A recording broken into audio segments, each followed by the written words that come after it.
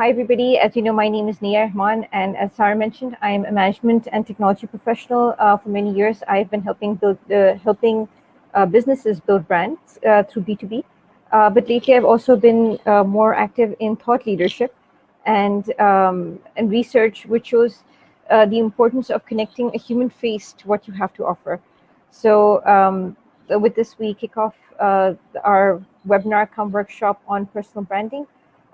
Two things over here. My personal interest in organizing this workshop was on two fronts. Number one, obviously, to communicate the importance of creating and maintaining a personal brand. And second, to also show you how your authentic, ethical, transparent communication of what you stand for can help deliver returns in your professional, personal life and elsewhere as well. All right, so let's get started. I'll be sharing my screen here. So yeah, let's get started with what we mean by creating brand you. Okay, very quickly we'll go through the agenda. Now, a lot of us, the fact that you're here right now is proof that you do believe in the importance of personal branding. And before we go forward, it's important to understand what personal brands are.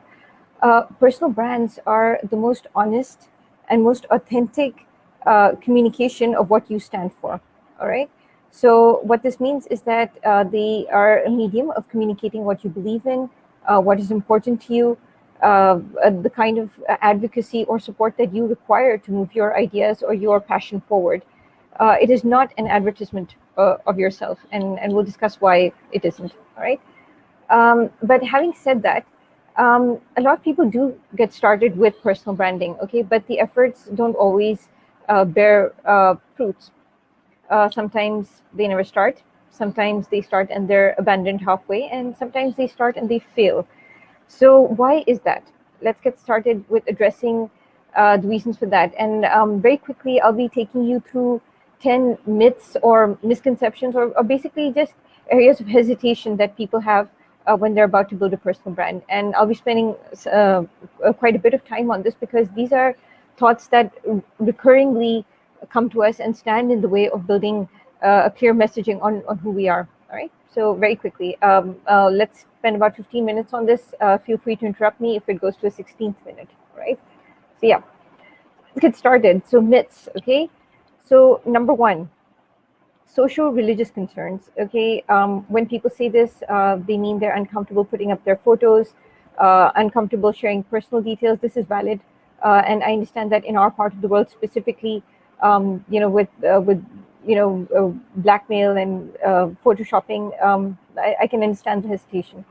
But here's the thing, okay? Your information is out there anyway. A friend of mine who's a digital marketing professional once said, privacy is a myth, and he's not entirely wrong. All the advertisements you get, all the curated invitations you get online, they are based on information someone has of you. Now, that information may be accurate or it may not be accurate. By creating a personal brand, you gain some control on what you're putting out there. All right, you beat fake information with real information, not with silence. Okay, and having said that, and the second thing about privacy concerns, yes, that's also completely valid. But the good news is that Pakistan has been very progressive in protecting the digital rights of its citizens. We have, I wouldn't call them laws, but we do have three types of regulation which protect your personal identity online. Anybody photoshopping your image, misusing it, representing you in a falsified manner is liable to punishment. And this includes imprisonment and a fine, or both. All right, so it's not that there isn't recourse. The second thing is that should you choose to keep your personal brand entirely online, there are global laws that have made it mandatory for social media channels to share the information they hold of you with you. So at any point, if you feel that it's too much data out there, or they shouldn't be holding that information, you have the right to call it and delete it, for that matter, right? The second thing is it's expensive. No, not at all. You don't need to hire a professional Instagram photographer. Your agent is Instagram. So it's cheap. I'd say it starts with zero outlay. All right. The third thing is I don't have time. Now that is code for I can't put in the effort. What I'd like to say over here is the thing is that you are online, you are communicating online and offline. You talk to people, you meet them, you listen to them, you consume media all the time, whether it's a magazine or a book or something, a newsletter. All right, you're already doing that. Why not curate it in a targeted direction, one that moves you closer to your personal and professional goals? Next, everyone's doing it. This is not a myth. This is reality. Everyone is doing it. And yes, when everyone is doing it, it's a noisy world out there. How do you make your efforts stand out? This is what this workshop is about. Okay, it's about making sure that your voice does not get lost in the crowd. And point number 5, I don't see the point, which is again another way of saying it doesn't get any results. It does. Okay, the difference is that it has to be a long-term and consistent effort. One post will not create a brand. Okay, it might create a lasting impression, but not a brand. Okay. Now we go to the next slide, which is again addressing these myths. Okay, irrelevant for me. Oh, I love this one because some of my friends who are in very technical professions, such as medicine or engineering, love saying this. Okay, I don't get jobs by personal brands. Okay, LinkedIn does nothing for me. Not quite. Okay, it does. Yesterday, I just did a random search online, and I discovered, and this is completely random. If I further fine tune it, the results will be even more dramatic. I posted a job. All right, a job search. Okay. So let's call this profession XYZ. So there were 43 openings for that job. All right. Can you guess how many applicants there were for that job? 1.28 million. And this is just in Pakistan. So if you're moving to a global audience, or if you would like your work to get global recognition or recognition beyond your strictest boundaries, you have to be more streamlined. The second thing is that personal brands aren't just about getting you jobs, or they're not just about you being visible. Okay, they're also about you being visible in the right way. So, for instance, a lot of the medical professionals that I know, a lot of doctors that I know, the biggest complaint is that patients come to us without complete awareness. They come to us with for things that they could easily treat at home by themselves, and instead, they're wasting their time and their money and our time. I would much rather solve problems that are interesting and that need actual medical knowledge. So with a personal brand, you can actually send this message out. When you put a blog, a self-help blog, an infographic that helps differentiate the symptoms and so on, it will help you connect with an audience that really needs you. It will help define the boundaries that you want to operate in. For example, I've seen many online brands of dentists who communicate things like they're specialized in dentistry for children. They operate within a certain time frame, things like that, and that is good for you and for them. Okay, communicating what is important to you, what your boundaries are, is as much a part of personal branding as anything else. The second, feels immodest. Yes, this is what this whole drum is about. You don't like to beat your own drum? Well, a lot of people are uncomfortable tooting their own horn. Yes, it feels immodest, but I would suggest that you stop thinking about it as bragging and more about communicating. Think of it this way: you have a unique service or a unique gift to offer to the world. All right, and it's not enough that you have a gift to offer. It's also that in competition with you are people who don't have the right skills and who are out there first. So instead of actually delivering a service, they are delivering a disservice. Think of yourself as a doctor. So you may not be comfortable telling people that you're a well-qualified doctor, you have a lot of certifications, so on and so forth. But think about this: if you don't do that, somebody who doesn't have a medical degree might be curing the patients who should be coming to you. All right, and this goes across all professions. As an MBA myself, I don't think that what I do is any less critical or any less important than something that a doctor does, or something that an engineer does, because engineers might build things, but we build businesses, right? So if I don't commit my offering clearly and aggressively, I'm giving a chance for someone with less talent, less skills, less business integrity to do the same thing. So costing my client more money, more time, more frustration. So it's not about immodesty, it's about delivering something, committing to something. Second, I'm not a logo. Yeah, this is when people say this, they mean it sounds very commercial and very fake. Yeah, I agree with that. It does sound that way, but the reality is that it's not, because you see, there is information about you online and offline. There are perceptions about you online and offline, and this is your chance to set the record straight. When people say, nobody understands me, nobody knows me, I'm invisible to you, these are things that we hear more in our personal life, right? This is your chance to set that record straight. Also, personal branding is not about a logo, it's about your reputation, okay? And it's about communicating things that mean something to you. So we will go through this in great detail. The next is, don't need to advertise myself. And again, people who value me will find me. Well, okay, over here, I'd like to ask every Upwork, every freelancer, if it's easy to be found on these platforms. Okay, you might have an excellent portfolio, excellent ratings, a very suitable rate, but going through opportunities, okay, connecting to the right client, the one who matches your demands, is not, even with the help of so much assisted technology, is not easy, right? And you're doing this in the most efficient way, which is online. Think about the people who have to do this offline.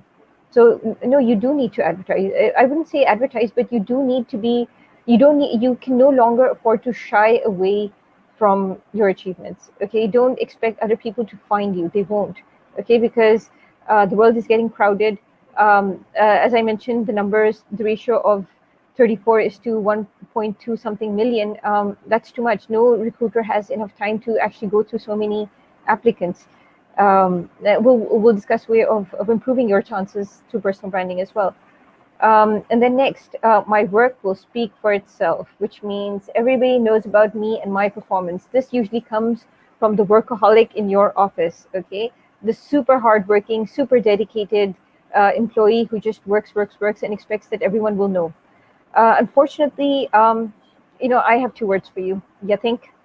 Look at all the recent news we've seen of right sizing, of bonuses being slashed off, and a lot of other grim news, right? So the people who lost their jobs were not the ones who were the least qualified or the least competent. Okay, these were the people who were least visible, whose gifts and potential was least known to their employers or to the people who really mattered in defining their career. Okay, so that's why developing your personal brand is very important. At this point, I'd like to ask any questions, or shall we move forward? Okay, I don't see any, so we'll go to the next slide again.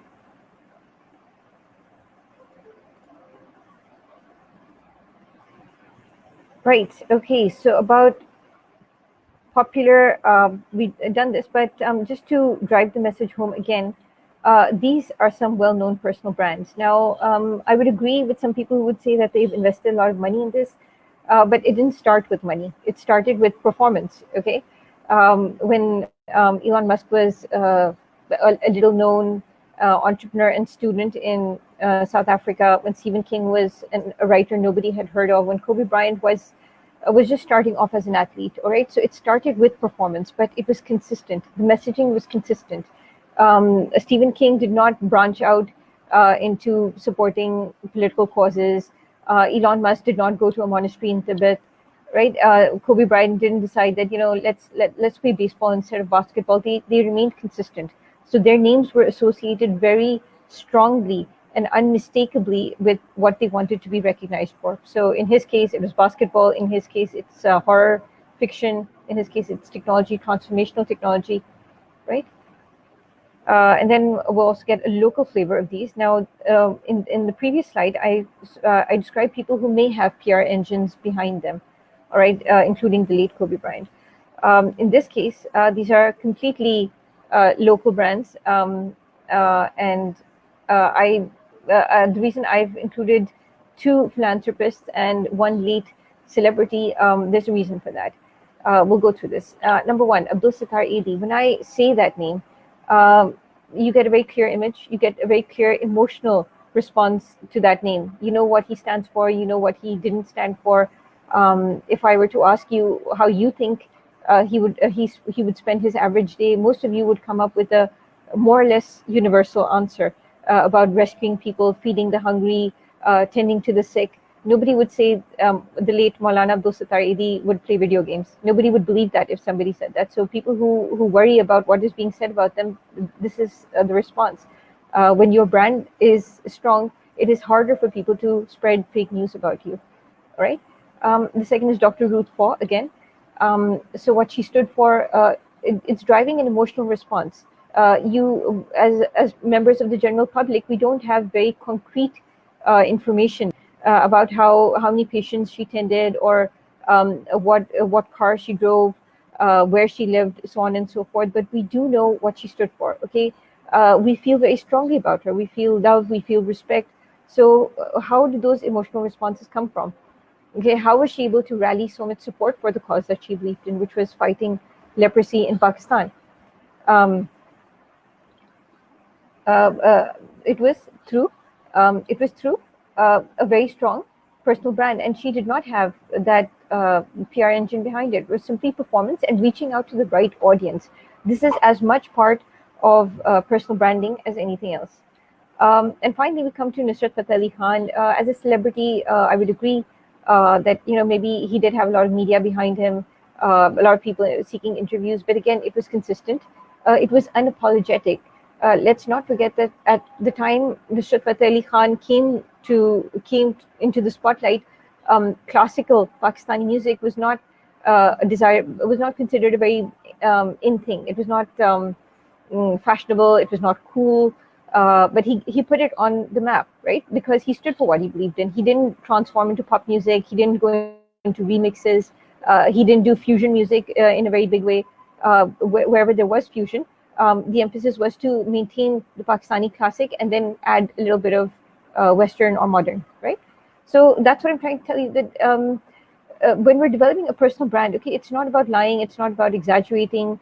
It's not about putting an image that's not there. It's about putting what you have in a very careful, methodical, and systematic way.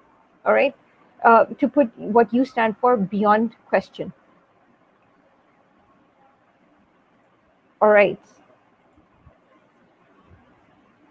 So, are we clear so far? Any questions? Any disagreements? I'd love to address any if there are at this point. If not, then we'll proceed to step number 2, which is about developing your personal brand. How do we get started?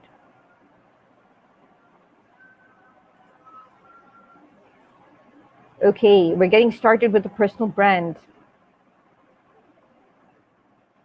There are many ways to go about this, and there's really no, there's no. I wouldn't say that there's a scientific step-by-step way of doing this, but because there are any number of techniques, any number of tools out there to help you identify what you stand for. But because a lot of us are, we see brands as related to businesses or related to selling or cultivating an identity. I'll go with things that we are most familiar with. Number one is a SWOT analysis. Okay, so as Sarah mentioned, all of us do do branding for our products. We do branding for our businesses, but not enough of us do a personal SWOT analysis. A personal SWOT analysis will take place the same way that you would do for a product. But I'll tell you what the difference is. Okay, strength over here, we don't limit ourselves to, for example, when we talk about a product's SWOT, okay, we describe it in terms of its features, physical features, size, and in a competitive way, right?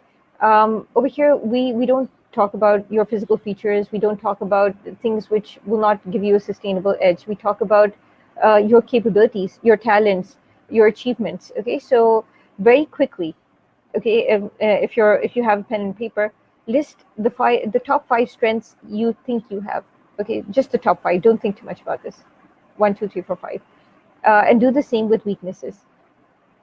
All right. So strengths would be the things that you've achieved, the things you're good at, the things you take pride in doing, things you do better than others. Right.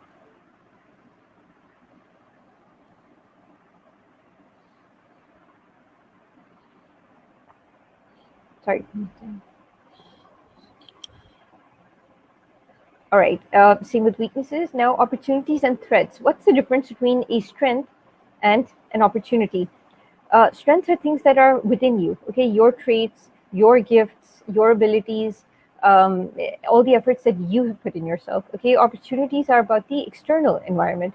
So, for example, you might be a qualified chartered accountant. An opportunity will be a good job, okay? So, you cannot create the job within yourself. You will need someone to employ you, right?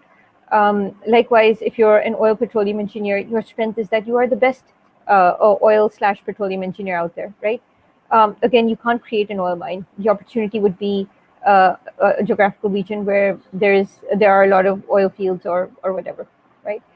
And same with weaknesses and threats. Now, again, very quickly, what are the top 5 opportunities that you see in your immediate environment or not so immediate environment? Just the top 5 that come into your mind. And then we also come to threats, okay? So threats would be, threats are things that are not so much things that are bad about the environment, but things that you find difficult to cope with, things on which you don't see yourself exercising a lot of control. These could be anything. For example, are you afraid that you'll be replaced by a robot? A job loss is due to COVID, a disease, anything like that, anything on which you personally cannot do much. Okay, just make a list of that. What we're going to do is that we will see how your strengths can be used to capitalize opportunities, avert threats, and um, diminish your weaknesses, or even in some cases, use your weaknesses in your favor. There's a very famous book called Freak Factor, okay, which talks all about that. Everything that we see as a weakness or something which is negative about us could actually be our strength. For example, if we were to use a very common one, I'm lazy, right? A lot of people might put that down as a weakness. I'm a lazy person. The positive of that is that you are resourceful, you are efficient. Even if you do things at the last minute, you find a way of collecting a lot of activities in a short period of time. So you don't consume as much time to deliver the same activity as others. The second thing would be that you are more decisive than others. You know how to pick what really matters, and so on and so forth. So that's another way of identifying how you can use your weaknesses as strengths. Once we're done with this, once you've done with this personal SWOT analysis, you can do something else, which is called a TOWS analysis or TOWS matrix. So the TOWS matrix is basically the SWOT analysis flipped over. It's about threats, opportunities, weaknesses, and strengths, and where you are coupling every strength with every opportunity, every weakness with every threat. Like how is your weakness? Why is this threat a function of your weakness? For example, if you were to go to China right now, your biggest weakness would be that you don't know how to speak Chinese, right? So the opportunity of doing well in that market will become a threat because you will be overwhelmed by a market that's unfamiliar, the problem of being misunderstood, not getting your point across, so on and so forth, right? That's a TOWS matrix, and it's a very detailed workshop in itself. If you've done with the SWOT analysis, you will have a list of 4 main things, all right? The first one over here is promoted, okay? So what are your unique and outstanding traits? These are strengths. You've come up with a list. What is great about you? Where are you top notch, okay? What needs to be improved? This is where the opportunity side comes in. There's something out there. What is the extra effort you need to put in to get there? All right, do you need to take an additional certification? Do you need to increase the number of experience, the number of years in your experience? Do you need to take an additional project to qualify for something? What is that extra little thing that you need to do, right? The next is refocused, okay? So this is where weaknesses come in, what we spoke of. We see laziness as a weakness, or we see poor communication skills as a weakness, but these may not necessarily be that. Because I would say that people who are poor communicators are also very simple communicators. They say what they mean. And that's very convenient for people who just want to get to the bottom of things. So how do you reframe your weaknesses in a positive way? And then redirect your energy that way. And then finally, avoided. Some threats cannot be overcome. true. Okay, you cannot single-handedly. I don't think that you can discover a cure for a deadly disease, or you cannot come with a vaccine in your room. You probably need a laboratory for that.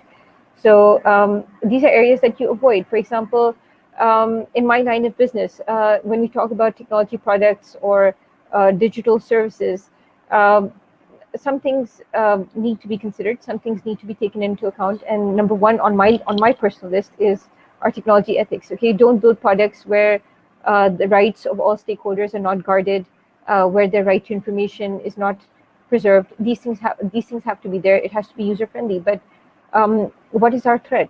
Okay, we cannot avoid people who develop similar products with a lot with fewer safeguards and which are a lot cheaper. So if our products are a little more expensive, I mean that's how it is because we're selling much more with that, right? So, and again, we have to be unapologetic about what we stand for. So if a cheaper, less cheaper, poor quality out product is out there, or if somebody is offering the same services you do, but at half the price and without this the added value that you're giving, you can't avoid that. You can just, but you need to know, what that threshold is. How far can you say no? How far can you say yes? I hope it's clear so far. All right, we go to the next point now, which is zoning in on your strengths. Okay, so this comes back to our previous slide, which was about what you need to promote. So this is where, now, as you can see, I just put in three icons or symbols over here. One is where you have real proof. Okay, you've won awards, you've received certificates, you've gotten actual praise. It's certified. It's beyond doubt. Okay, it's not subjective. You were really good at something. This could be athletic activities. You won races or you won games, whatever that might be. The second is reputation, okay? Where people praise you for something, where people acknowledge you, uh, where you are seen as a leader, as an expert. This is where you wield influence, all right? And the third part, okay, is where expertise or prestige of your service comes in. So, for example, if you are being invited to deliver a talk on something, or if you are being added on board a very good project as a consultant because what your opinion is counts, if you are being asked to contribute to research, things like that, where it's your expertise that speaks. So this part, okay, it comes only after these two are rock solid. Okay, it doesn't come by itself. You have to put in a lot of work over here. And again, we're going to see how this works out. So far, we have spoken about tangible, I wouldn't say tangible, but uh, measurable aspects of your personality that you can use in your personal brand, right? But there will still be some things that when you started off with the SWOT analysis, you may have come out, or even when we came to this praise part, right? There were some things that you may have observed which are more subjective and which have a more emotional uh, element to them. So, I get praised for being committed. I have good time management skills. I'm praised for being devoted. People value me because I care for them. I look out for everyone. Now, these things cannot be measured. You can't charge a client for being a caring person, right? But still, these are important elements in your personal brand. Okay, and why is that? We'll just discuss that. There's something called, before we go to the next thing, in fact, how about we do this? This last thing is an ikigai, okay? Now, ikigai is a Japanese concept which defines your purpose in life. Why were you born? What were you meant to do? What are the things that you need to achieve in life to make your life meaningful, to stand for something, right? So people who are sort of confused or, who can't zone in on one thing, and there are many of us out there. Some of us are interested in the creative field, but we also have technical prowess. Okay, some of us have 9-to-5 jobs, but we dream of being guitarists or being chefs, and we don't know what to do. Where to focus our energies on, and we're constantly divided. We're constantly confused. We're in personal conflict. When we're at work, we're dreaming about our hobbies. When we're busy engaging in our hobbies, we wonder, the structure and method of my office is so much better. So how do you overcome that dilemma? This is where Ikigai really helps. You can make this for yourself, and it doesn't have to be a round thing. You just list everything that comes in these boxes. So what do you love to do? All right. And this is where the emotional, non-commercial, non-monetized activities or preferences come in. So what do you like? What do you like to do? Do you like spending time in your garden? Do you like visiting your relatives? Do you like going out for long drives? Do you like painting? Do you like cooking for your family? Anything, all right? Or do you like eating out, for that matter? Everything that you love to do, and it could even be something material. So, for example, do you love electronic gadgets? All right, everything. A very comprehensive and exhaustive list. The second, okay, what are you good at? Okay, this is where your skills come in, what you get praised for, everything that we discussed in the previous slide. Things where you can establish your expertise without much debate. The third thing is that which the world needs. Now, the world needs everything. The SDGs, the Sustainable Development Goals, tell you that the world needs a clean environment. It needs healthy children and adults. It needs safety. It needs meaningful jobs. There's no end to the needs of the world. Okay, but which ones connect with you? Okay, now there are some fun ways of identifying this, and not too serious, but I would suggest that you give these questions a serious response. Okay, number one. If I were to be abducted by aliens right now, what would I miss about planet Earth the most? What would I regret not doing? Okay. Number two, um, if I what if I could define the three words that would go on my gravestone? What would they be? All right. What would the title of a film made on my life be? Okay. Limit these to three words or less, and you will come up with values or come up with causes that meant a lot to you. All right, the ones that are most immediate to you. You can't be all for education, animal rights, human rights, prisoners' rights, development, the arts. You can't be all of that at once. You need to focus. So this will help you choose that. All right, and finally, that which you can be paid for. So the great thing about social enterprises is that they bring a lot of these things together. So somebody who has good analytical skills, somebody who loves doing work on Microsoft Excel or BI, and somebody, and the world needs data on, for example, communities that don't have access to clean drinking water. So all of these things can come together, and this person can be paid for developing those reports, paid for doing the analysis or the research that goes into that, right? So it all comes together. You'll see that these two overlap to define your passion, these two overlap to define your mission, these two overlap to define your vocation, which is your job, hobby, part-time work, whatever, and this is then your full-time job. At the center of this is your purpose. I hope that, and this is going to be a pretty exhaustive list, but after you complete the Ikigai, you will be in no doubt of of what your personal brand should stand for. All right, you have a pretty comprehensive list, and equally important will be what your brand doesn't stand for. So, for example, this is as much an inclusive list as it is an exclusive list. When you said that, what comes first in your mind, animal rights come first or children's rights come first? Do the rights of disabled people come first, or do the rights of prisoners wrongly incarcerated come first? Okay, you have to choose. Okay, and once you choose, then you are very clear about what is not so much a priority for you, or something that you would be happy delegating, or something that you would be happy supporting in a secondary way, not in a primary way. It would not be your go-to cause. It would not be your go-to a purpose, business idea, partners, alliances. It wouldn't be any of that. All right. Okay, so now your personal brand in action. Questions? Any? Oh, all right. None so far. Let's try them again. Oh, okay. How to define our personal brand? Okay, a personal brand is how you want to be seen. Okay, so 50% of that is your reputation. What is the reputation that you want to cultivate for yourself? Some of this will be about the skills, your gifts, and It's going to be about the things that you do better. In marketing, we have the concept of a BVP, which is a brand value pyramid. So at the bottom of that are your functions. Okay, what do you do? What is the work that you do? On the second layer is the benefit. What do you do better, faster, quicker, higher quality than everyone else? And then the top, the peak of that is consists of values.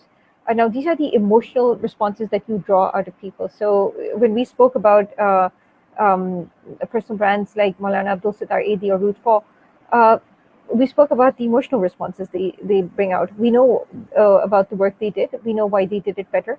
And we also knew how we feel about them. So that is what your personal brand comes into. I hope that's clear. Right. So personal branding is only for public figures or entrepreneurs, or each one of us should work on our personal branding, including homemakers. Okay, excellent question. Okay, number one, no, it's not only for public figures or entrepreneurs, not in the least. It is for homemakers and people who are not career-oriented either. I sincerely hope that a big part of this audience consists of students. And here's why, because you see, even in a domestic setting, and I'm assuming that homemakers, when we talk about homemakers, we're talking about the typical Pakistani homemaker who lives in a joint family or who has to consider the needs of two families, her own and her in-laws, right? So there's potential to be misunderstood. Okay, there's potential to be miscommunicated, of having your wording or having your what you wanted to say misinterpreted. Okay, and like it or not, brands do envelope around you. Okay, how many of you have heard कि वो नकचड़ी हैं, वो बदतमीज हैं, वो खुदगर्ज हैं, things like that. And the other problem is that there's also, unfortunately, a competition for resources. Even if you're an extremely wealthy homemaker, chances are that you don't have all the resources you need to get everything you want. Resource being time. All right. Even if you have a lot of money, you probably have a lot of responsibility, or you are pressed for time. You are pressed of expectations. People expect too much of you. They expect you to dress in a certain way, to participate in activities that you are personally not comfortable with. So if your personal brand is out there, you will not be forced too much to go into those things.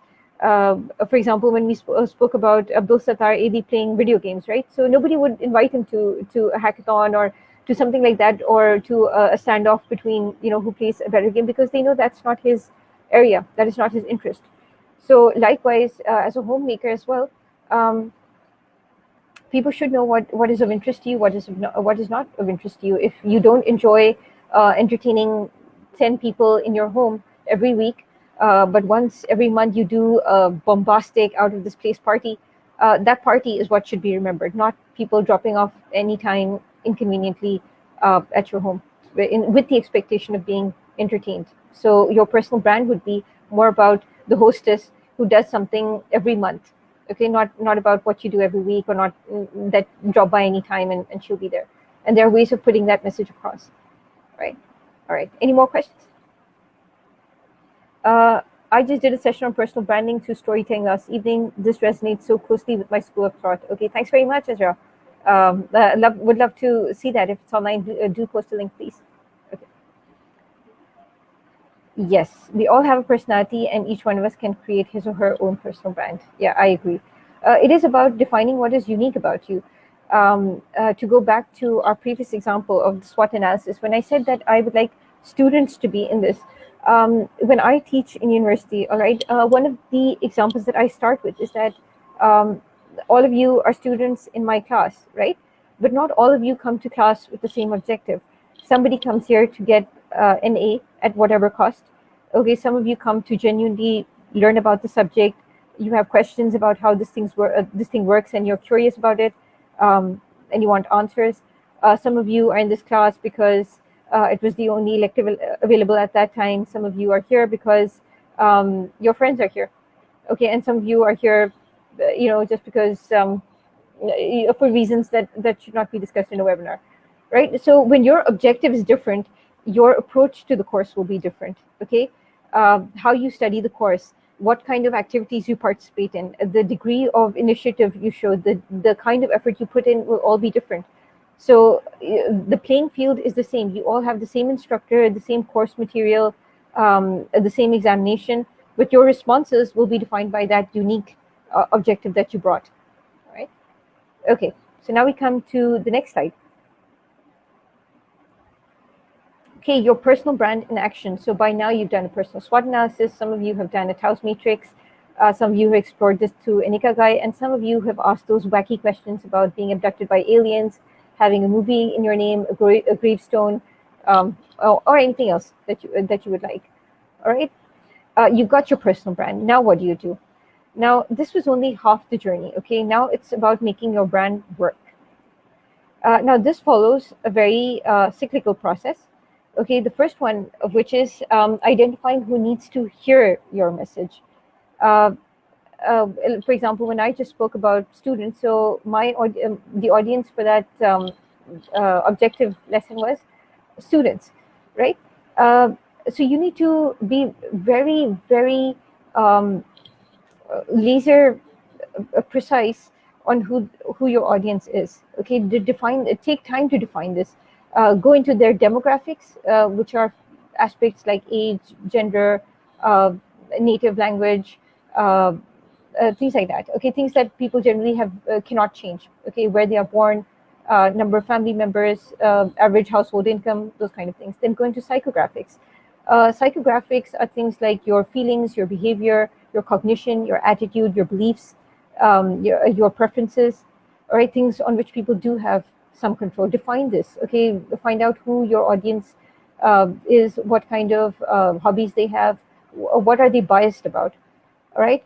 The second is, what channel will you use to get them through, to get through to them? So one of these, when we talk about personal branding, we do overemphasize this on the online arena, about social media, about your personal blog or website, but it is as important offline, all right? If there's no resonance between what you're doing online and what you're doing offline, your personal brand will be very weak. And we have seen a lot of examples for this. I could give a lot of examples, but when we talk about business people who spend a lot in charity or donate to charitable causes like the environment or to health, and then somebody posts evidence of them driving a non-eco-friendly vehicle or partying in a very non-eco-friendly way, polluting or littering their surroundings, the brand is inconsistent. It's weak. Your credibility went down. Okay, what you stand for suddenly means a lot less. So your channel, both channels, online and offline, you have to identify where your audience will be and how you will get through to them on those channels. How frequently do you want to post? What kind of posts do you want to put in? Will they be videos? Will they be snippets? Will they be vlogs? Will they be just textual posts, or will they be comments on existing posts? All right. The second thing is, how can you make your message different, unique, or new? All right. This is the challenge. And this is where your real brand comes up. It pops out. Okay, what is different about it? What is different? This is where your personal story comes in. Okay, which is our next point as well. What is the authentic story that communicates all of this? Unique or new? Unique and new are moving targets because they are easily replicated. What is unique today will be mainstream tomorrow. What is new today is going to be old news tomorrow. So you constantly have to keep working on that. But different is something that you can own, your authentic story. So authentic, by authentic, I don't mean just honest, okay? It's important to tell the truth, but it's also important to tell the truth without sentimentalizing it, without justifying your story, okay? Without giving excuses for what you did or what you didn't do. For example, somebody, a social media influencer who wants to give advice on marital counseling, okay? Now she could, if she herself is a divorcee or he himself is a divorcee, he should not try to justify why he did that. Okay, he should just, if he wants to put that story out, he should put it honestly. Okay, admit the good and the bad, admit the mistakes and the failures as much as you admit the good things that you did. All right. And finally, how frequently do you want to review and improve this message? As we will see, This is a very critical part of personal branding. It's not a one-off process. It's not a car that you just put the ignition in and you let it go. You have to constantly steer it. You have to see the road ahead. We will see how we do this in the next few slides. All right. So your brand is up. Okay, your brand is online, your brand is offline, and whatever your objective was. Remember, we spoke about objectives shortly. So whether your objective was monetization, getting endorsements, getting support for a cause that you believe in, um, getting famous, whatever the objective was. Okay, you put in your social brand, and it's not delivering on that expectation or that objective. Okay, what's going wrong? Let's see. All right. Number one, channel mismatch. The people you want to reach out to, okay, they're not present on the channel that you are using. Or it could be that, the way you're reaching out to them is wrong. For example, um, you want to talk about community health services with people who've never been to a hospital, right?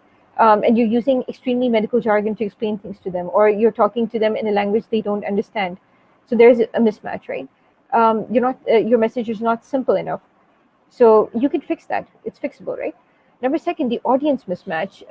Now, in branding, we have a very famous classic example when it comes to marketing and branding, which comes in promotion, which is who buys diapers? Say the people buy them. No. So when you craft your advertisement or you craft your messaging, who should it be for? Who should it talk to? It should talk to the buyer, not the user. By contrast, when we talk about other things like luxury items or gift items, they talk to the user. Okay, they tell the user why it's something valuable. All right. Then the third aspect, which is no performance. So again, okay, so you put a nice, professional, high definition photograph of yourself. You're putting in you're commenting on every single thing that's going out in your external environment, whether it's a headline or a sports event or something happening in another country, but there's no original performance on your end. Okay, as a digital marketing professional, let's assume you are one, you have not told your audience what you have done, your success stories. Have you learned a new skill? Have you added a new feature? Are you offering a new service? Are you doing something better? Have you addressed one of their long-standing complaints? Have you succeeded in solving a long-standing problem? Those are the things that need to be communicated. That is what stands for performance, and this is core to your personal brand. Okay, if you don't perform, or if you expect your brand to do the talking or the performance for you, that would be a disservice. That would be misleading for you. So performance is key. All right, next is unoriginal messaging. All right, okay, this is something that we, in our part of the world, I don't think we call this out enough. Okay, we have a very unhealthy tolerance for rehashed, repurposed, copy-paste content. Okay, and that is wrong. You know why? Because you can't escape it. If your brand value at this point, your brand equity is low, you're just starting out, and you engage in this practice of copy pasting or slightly modifying things, you might get away with it, but you're not going to get a very good audience. If people have already read something somewhere, or a better known person has posted something somewhere, it won't be long before you're discovered. Okay. But a real life example of this is a very well-known motivational speaker in Pakistan actually did this. There was a viralized WhatsApp post going around. I think everybody who has an MBA degree in Pakistan has probably come across that WhatsApp message. He took that WhatsApp message and copied it word for word in a LinkedIn post, and he implied that he had written it. All right. So people who didn't know liked it and gave a thumbs up and commented and whatever. But the people who did know trolled him pretty badly. Okay, they shared screenshots and they brought into evidence previous activities that similarly borrowed from other people or other people's ideas. Okay, so they really exposed him. And even after he edited that LinkedIn post to say this wasn't me, I got this reference WhatsApp post, the damage was done. Okay, his credibility really sank. So his market value sank with that as well. So you can't hide from unoriginal messaging for too long. All right, your original content, it doesn't matter if it's not written by Shakespeare. It doesn't matter if your post is not a work of art. It just has to come from you. Okay, it has to have your classic thumbprint on it. Okay. Okay, we'll have one question before we go to the next thing right now. Uh, did we have a question?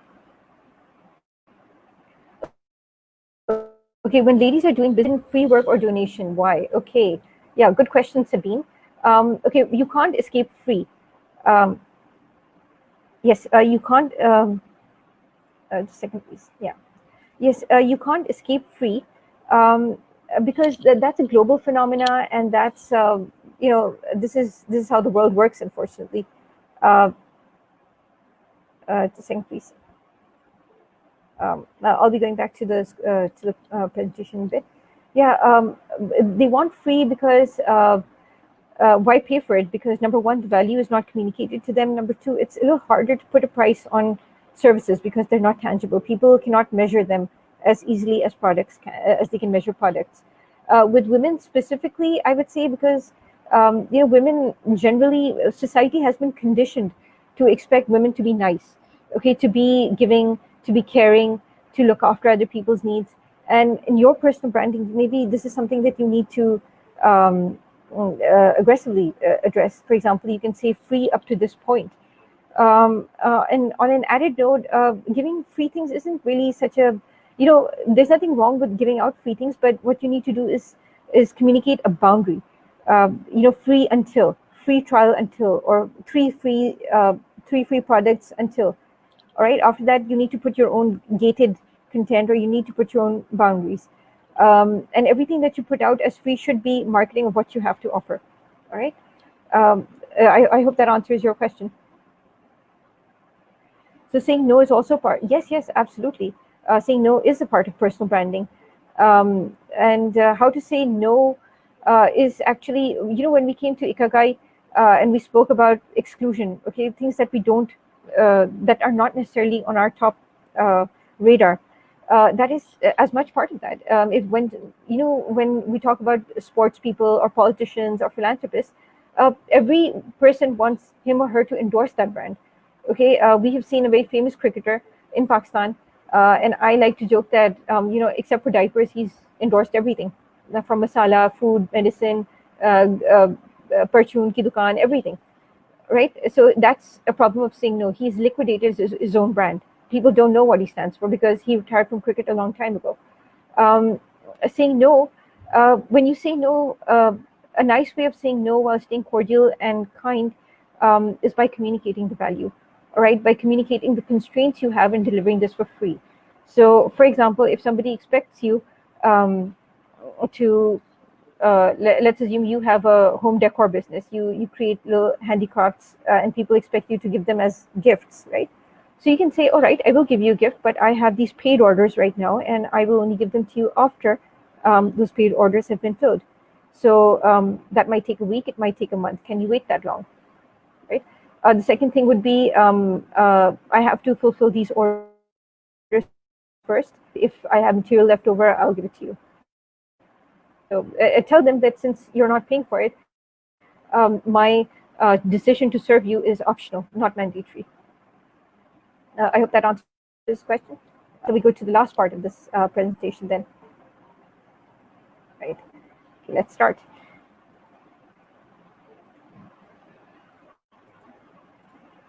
Okay, so we continue. So unoriginal messaging and then irrelevant. Our friend right now raised a very important question about saying no.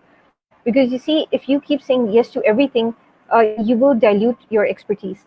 You will dilute what you stand for. Okay, if you're yes to everything, if we go back to our homemaker, so if she's the one who's also volunteering to babysit other people's children, she's also picking and dropping them off to school, she's also cooking for them, she's also buying things for their parties, she's helping them set them up. What is she actually being known for? She's known for being helpful at any cost, right? Which is not something that she wants to be known for. She wants to be known as someone who is helpful, but whose real expertise is maybe XYZ. So relevance is important. Okay, choose what you want to comment on. Choose the kind of communication that you want to put out. Okay, and unapologetically say no to things that are not part of your immediate ikigai or your immediate SWOT. Okay. Then cluttered space. Okay, are you posting too frequently all the time about everything? So again, there's a very famous activist slash musician in Pakistan, who's better known for his activist and academic activities, which is great. Okay, now here's the problem. There was a birthday in his family. There was a press release issued on that. Okay, his family decided to go on a holiday abroad. A press release was issued on that. What are people supposed to remember you for? Okay, your activism, your music, or what's going on in your household, right? So don't clutter your space with things that don't matter or which don't directly deliver or re-emphasize the values that you stand for. Okay. Next is outdated assumptions. Okay. So a lot of us start with an assumption about ourselves, about our audience, about our values, about the causes that we like, about the business we want to work in, right? But down the line, these things don't always hold true. Sometimes, they expire sooner than we think. So it's very important to review these. Okay, what am I considering to be true? For example, do we assume that all home-based businesses are run by women? Big assumption, right? Not necessarily. Okay, a lot of home entrepreneurs right now could be guys. Likewise, engineering में तो सिर्फ लड़के काम आते हैं, ये सिर्फ लड़के engineering का काम करते हैं. Big myth, right? And this in Pakistan, this has been flipped over in less than 20 years. So similarly, there will be assumptions that we constantly need to call out. Likewise, about your own personal brand, my audience loves it when I wear a fancy hat, right? Not necessarily. Maybe they're exhausted. Maybe they're bored of that hat. Maybe it's no longer your pehchan. Maybe it's making you meme-worthy, right? So it's time to call that. Always, feel free to experiment, to shake things up, and do it without, without worrying. As long as you're not doing something unethical or unscrupulous, go ahead. Okay, if it's not a crime, go ahead with it. Okay, and finally, no social listening. Yeah, this is a big crime. What do we mean by social listening? Social listening is taking into account the responses we are receiving through social media. So a big mistake that we make is going with vanity metrics. Okay, what are vanity metrics? Vanity metrics are the number of likes, the number of shares, the number of followers. These are not necessarily a good measure of how popular you are, how many people agree with you, how many people would endorse you should the need occur. This is not a good measure. Okay, these are only telling you things like how many people saw that and how many people were in that specific frame of mind when you're putting out that message. Okay, maybe you were commenting on a trend and that caught on. Real social listening requires that you go a level deeper. Okay, you analyze your audience. How many of them are sticky? Okay, which means that they remain with your brand regardless of what is being discussed. Regardless of whether you are talking about two separate topics, who are there even when your promotion is unpaid or when you are posting at an odd time of the day. Okay, number one, so your sticky audience, one which had the most comments, which one drew the most questions. Number three, don't be dismissive of disagreement or questions or people who openly contradict you. All right, that is room for debate. It's room for learning. Social media should be a democratic place, and so should your brand. You should be open to listening and learning from people, especially those who disagree with you. Right, that is the way you will win them over eventually, or you can fine tune your own brand. All right, so a quick checklist of do's and don'ts. As I mentioned before, this is a consistent long-term effort. It's not a one-off thing, and it won't be something that will deliver results immediately. You will have to put a lot of work on it and keep at it. So what should you do when you are building your personal brand, and what should you not do? Number one, exercise patience. Okay, one post or one article is not going to get you a followership of thousands, right?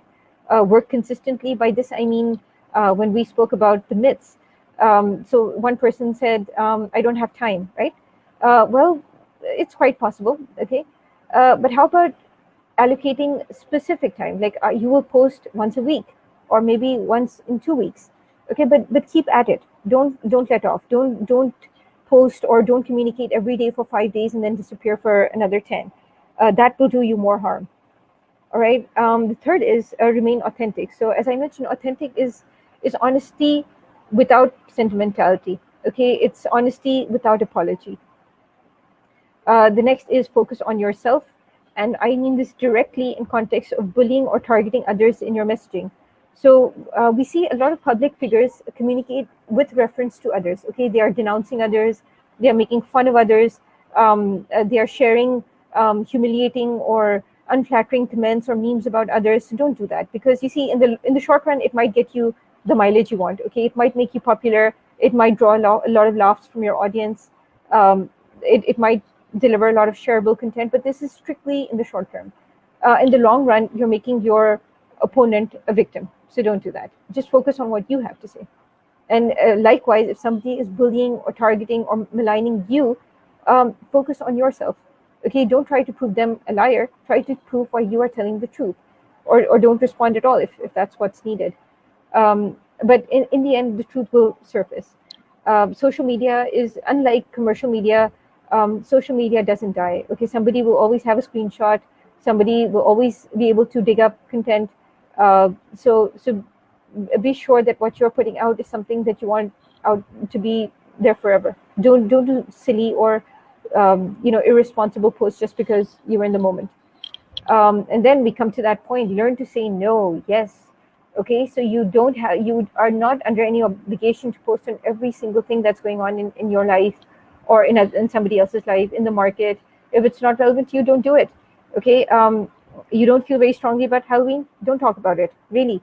But you don't have to actively come online saying Halloween means nothing to me. Just say nothing.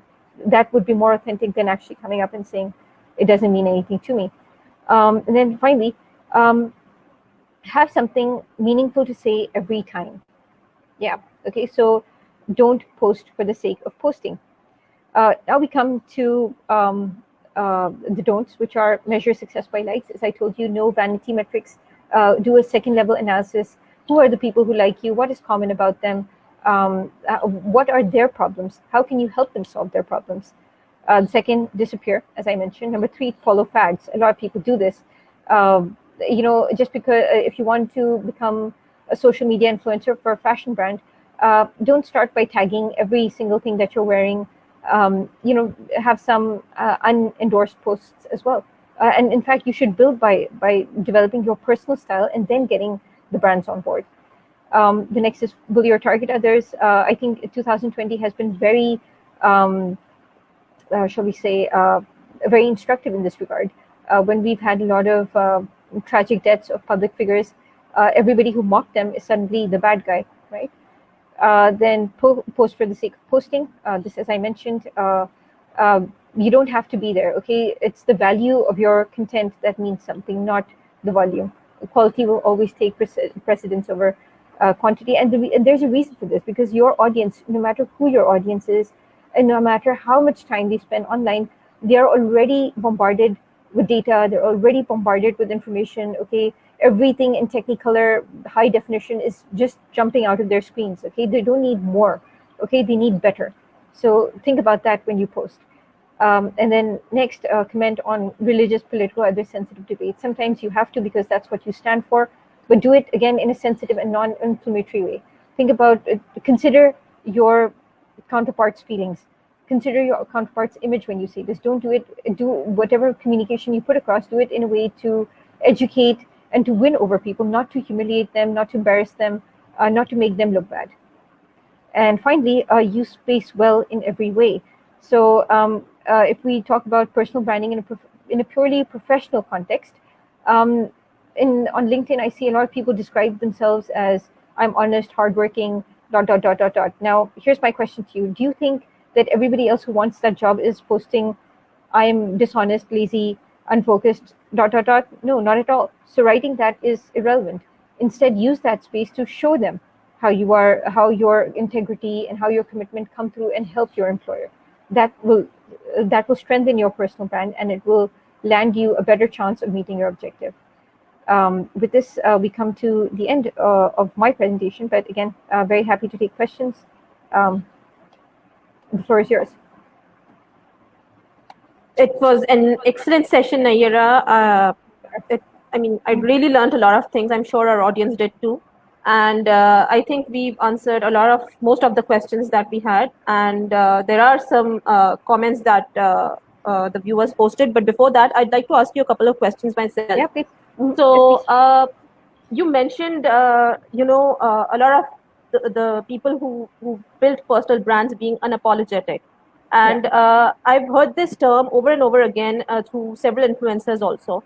But then there are some cases where, the negativity from the outside world who think they have a right over your personal space, it gets to you. So how do you deal with that, basically, especially when it concerns your religious views and political views, because obviously everyone's views are different. So uh, how do you deal with Yeah. that kind of negativity? Yeah, I would agree. The number of trolls and hates, it is there, and it usually comes from a place with ignorance. Okay, most of your haters have never been in your shoes. We would agree. So the first thing would be to ask them compelling questions. There's a very famous book called "Questions Are the Answer." So sometimes you pivot a question in a way where they are exposed or they are forced to admit that they were wrong. For example, if we go by a very commonplace example here about darkness, dark skin. That's a stigma in our society, and a lot of women are hated for that. They do get a lot of hate mail for Kali ho or SEO. So if somebody's saying कि तुम and this is something that actually happened and something that I would like to do. There was a social media celebrity who was जिनको कहा गया था कि आपकी शक्ल मेरी घर की मासी जैसी है, and she responded to that with कि you should be respectful to women and how dare you or तुम कौन होते हो blah blah blah blah blah. I would have responded to that post by saying, I see, are you checking out your Ghar Ki Masi? Does she know you're checking her out? So deflect that with humor. Okay, force that person to respond. And secondly, I would say that evidence helps, exposing fake news helps. When you speak about political issues, I agree during the lockdown in some attached geographies, okay, let's just put it that way. We saw some very tragic human rights violations, okay, people being killed on train tracks and things like that. And I posted something on that. It was not a political statement, it was just to draw attention. And people from that country responded with a lot of hate. So I kept on posting news items. And the more they kept decrying it, the more credible sources I kept putting in. So fact checking helps, okay? And again, asking questions, using humor. And fourth, getting people, getting champions of that cause. For example, when it came to the Masiwala comment, I would have tagged someone like Nandita Das, who has actually run a whole campaign saying, "Be unfairly beautiful." Okay, so the guy who would have done that would have been completely neutralized. Yeah, true. Definitely makes sense, and I think definitely we should all respond in that way. And regarding a SWOT analysis, it is very similar to a term called life audit, which is very common in the Western world. Yeah. But a lot of people don't know that this was introduced because it's the first time that SWOT analysis of a personal brand was done online. Otherwise, we normally do that during our business plans. So excellent session, and we'll take some of the comments that came in during your session. So hi. Hi, is my friend. Thank you very much for responding. Hi. Good to see you here. So, okay, thanks. All right. Yeah. Thanks very much. Then we have this from our own the side. organizers. So, thank you. So, right. Thank you, Sabine. So, more interested. Okay, I think we responded to Sabine. Yes, we did. Okay. Yeah. Thank you, Anam. Appreciate it. So thank you, Nayyara. It was an excellent session. I'm sure our viewers learned a lot of things, and thank you really for taking out the time and doing this for us. I mean, personal branding these days matters a lot, especially when you're living in a world in a social media kind of a world. So thank you once again, and thank you from my team. Thank you for having me. It was a pleasure to be here. Thanks. Right. Thank you. See you. I see you guys on social media. Right. So. Allah Hafiz. Allah Hafiz.